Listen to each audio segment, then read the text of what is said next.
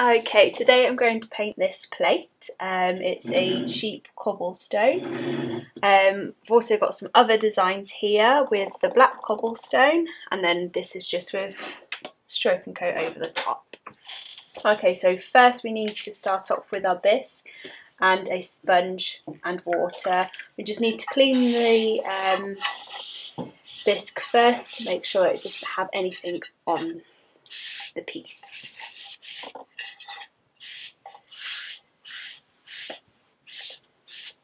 Okay, that's done. Now I'm going to coat it with a foundation, and I've picked orange today, but you could use any foundation that you would like. This is FN003. So we're going to give it a good old shake, and then I'm going to apply 3 coats to the back of my plate.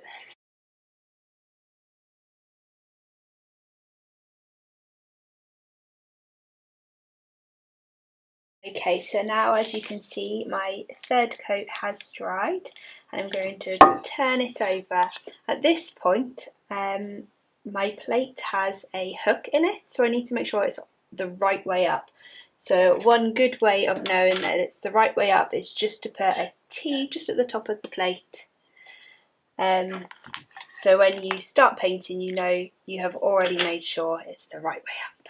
So now I'm going to apply 3 coats of FN009 black.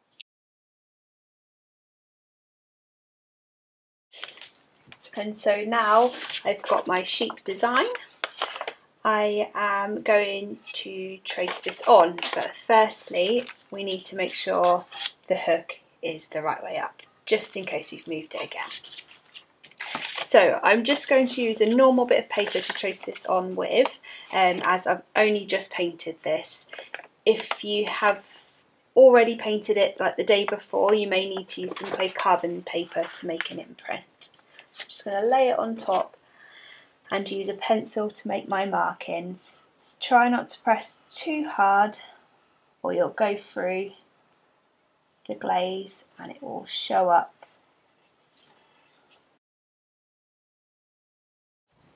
Okay, so if you're not sure if you've done it all yet, you can then just have a look and see what you've missed, just by lifting up the paper and holding the other side down.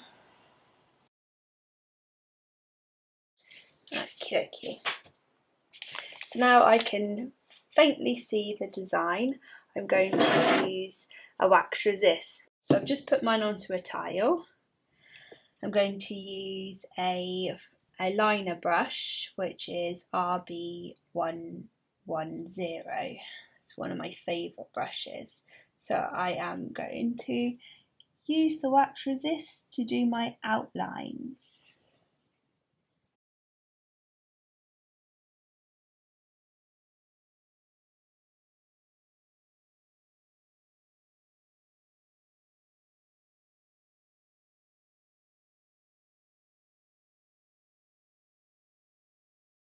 Okay, so now I've finished my design, I can now add little things into it. So I'm going to add a little sun.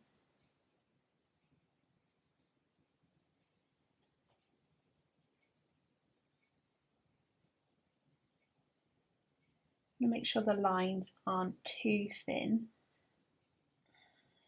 The thicker, the better, really. Using it in a writer bottle, I don't think it will work. It might dry up too quickly on the nib, and then it's all stuck inside.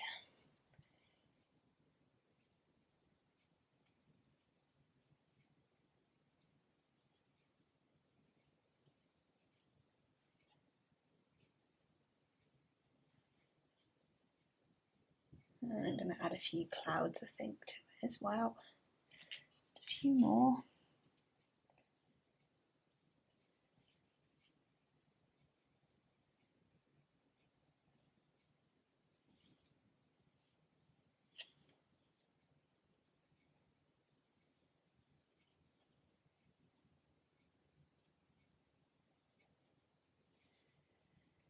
Got some birds.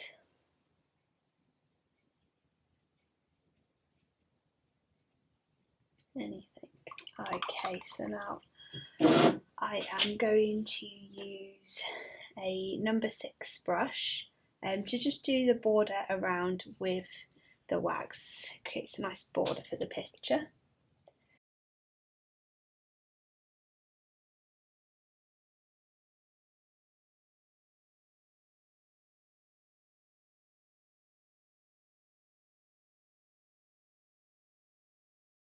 Right, so I think that's my design done.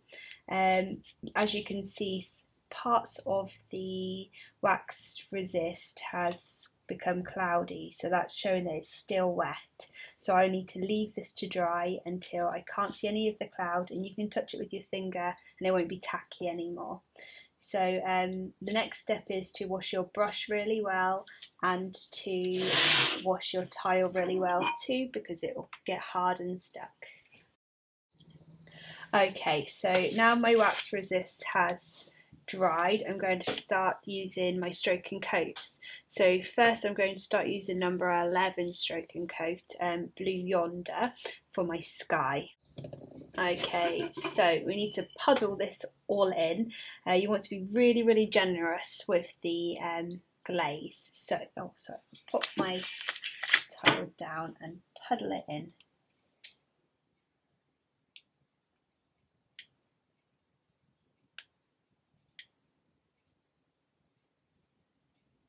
I'm using the same brush as I used to do the border around the plate in the wax resist. So it's a number 6 brush.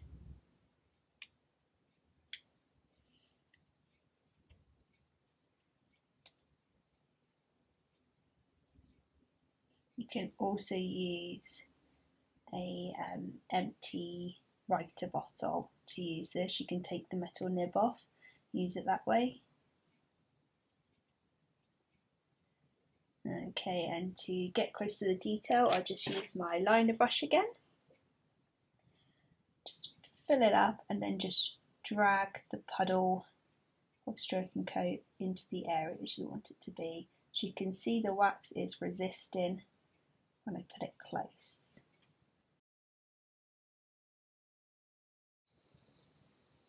The reason why I'm using a stroke and coat rather than a foundation is that stroke and coat has more pigment in it.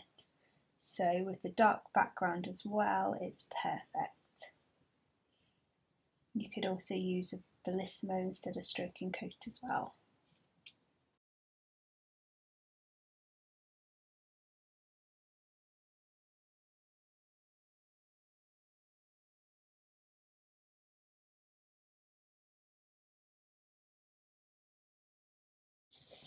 Okay, so I am going to show you how to use it in a empty bottle. So I've just put stroke and coat number 11 in, and I'm just going to show you just with the sky really. So can be a lot quicker if you've got a large area. You still need to use your liner brush just to bring it to the edges, but the covering's quite quicker.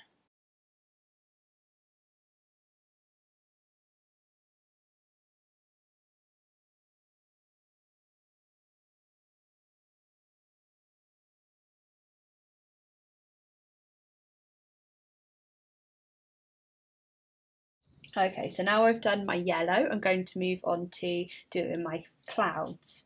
I'm going to use Snowfall, which is SG302. Snowfall is lovely to create a bit of fluffy texture. Let's just wash my brush.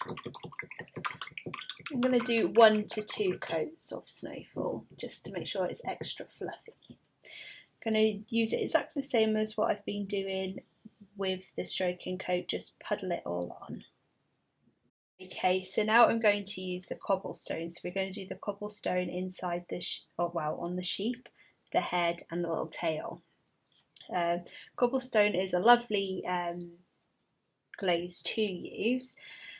If you're using a new pot, sometimes this isn't new, I've shaken this already, but you get a little bit of water residue on the top. Just pour it out, it will make it thinner otherwise, and you want it to be quite thickish. Okay, so the reason why we are putting it onto the black background is because we need a shiny surface for the cobblestone to, well, it generally just drinks it up. So you need to put it on a shiny surface and 3 coats, 3 good coats. It does like a lot, so cobblestone will move and shrink and pull away, and you'll get cracking once it's dried. So I'm going to do exactly the same as what I've been doing before and piling it on. I'm going to do 2 coats of this because I want my cracks to be quite big, but you'll see this. Doesn't crack till it's dried, so.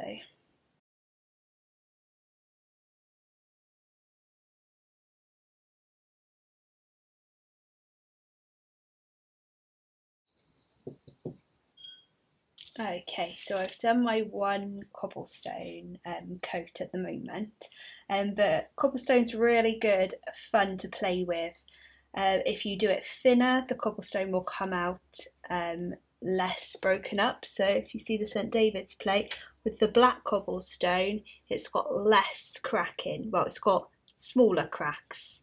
And then with these two, they've both had quite a good coverage, and they've cracked a lot. Whatever colour you have underneath the cobblestone is what the colour of the cracks are going to be. So you need to make sure that you've done the colour you want to have first before you put the cobblestone on top. So now I'm just going to keep an eye on my cobblestone, make sure it doesn't dry too much, and I'm going to move on to carry it on with all the other colours that I'm going to use. First I'm going to start with stroke and coat number 90 to do the face and the legs.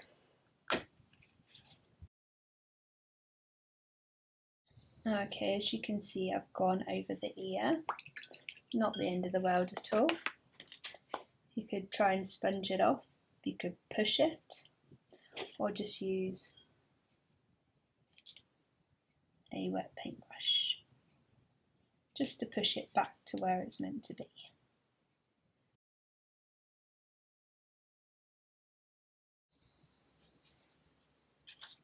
Okay, now I'm going to move on to use number SC20 on the ears, just in the middle.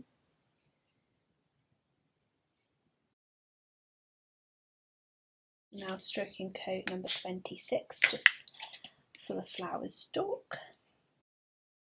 Then I'm going to have a little white petals because it's going to be a daisy. So stroking coat number 16.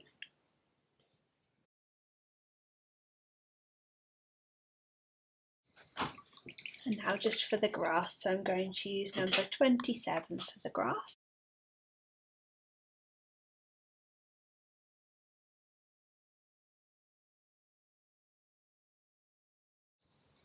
Okay, so I've done all my painting now.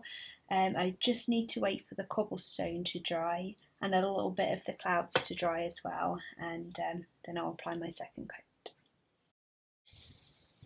Okay, so I've left my cobblestone to dry a little bit and it's now starting to crack. You can see some wet areas and you can see some dark areas. This is where I haven't applied as much cobblestone. Okay, so I'm just filling in the areas that don't have as much cobblestone in, and I will go back along the ones that does, but just not as much.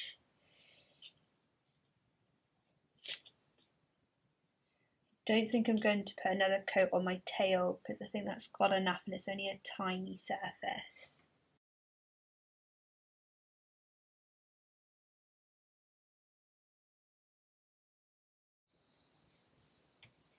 Okay, while I wait for that to dry, I'm going to put some of the snowfall on. Just a second layer just to make the clouds extra fluffy.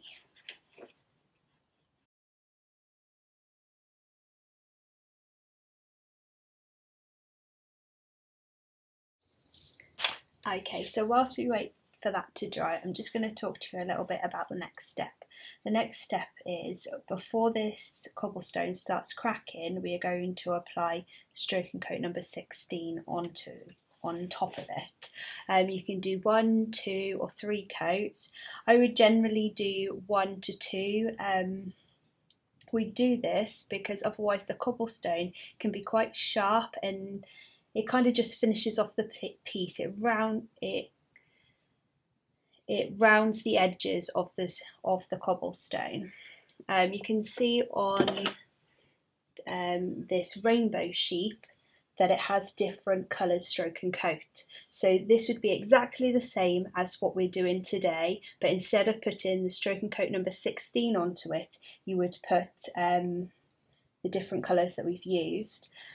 So you would just do it in strips as if it was a rainbow, and it will create the lines itself. You do not need to do this beforehand. So that's how you do this one. But this one's done a little bit different. As you can see, the background is black, but the sheep isn't. So we've done 3 coats of the black background and then used a stroke and coat grey underneath, just on the sheep, all the fluffy areas, and then put the black cobblestone on top. And then when it cracks, it will show the grey and take on the black colour as well. So you could do this with any colour. You could then do it with a pink or a green, or you could just have a wacky sheet with lots of different colours on shining through. Also, on this plate, we've done some writing. You would do this exactly the same as how you are doing the outlines of the sheep and everything. So you would use the wax resist to do the writing. You'd have it already on your template. You'd have it written across here, and you just use your pencil to make the markings, and then the wax resist over the top. Okay, so as you can see, this one also has writing on. So it would have been 3 coats of the black foundation, and then whilst you're doing your outline of your sheep, you would do the outline of the rainbow with all the different lines on the design already, and then you would put you would mark out thank you with the wax resist as well. So all the wax resist is the outline of the item.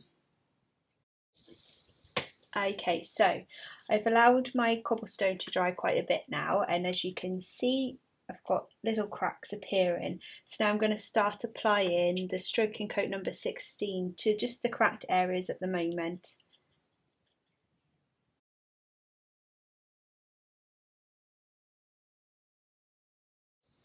You don't want to allow it to dry too much before you apply the stroke and coat on top, just when you start seeing cracks appear.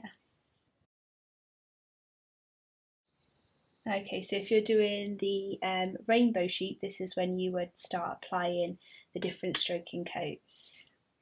You might find that the top of your sheep and the bottom of the sheep dry before the middle. So you could do the top colour first, the bottom colour, and then work your way to the middle. Don't forget the little tail.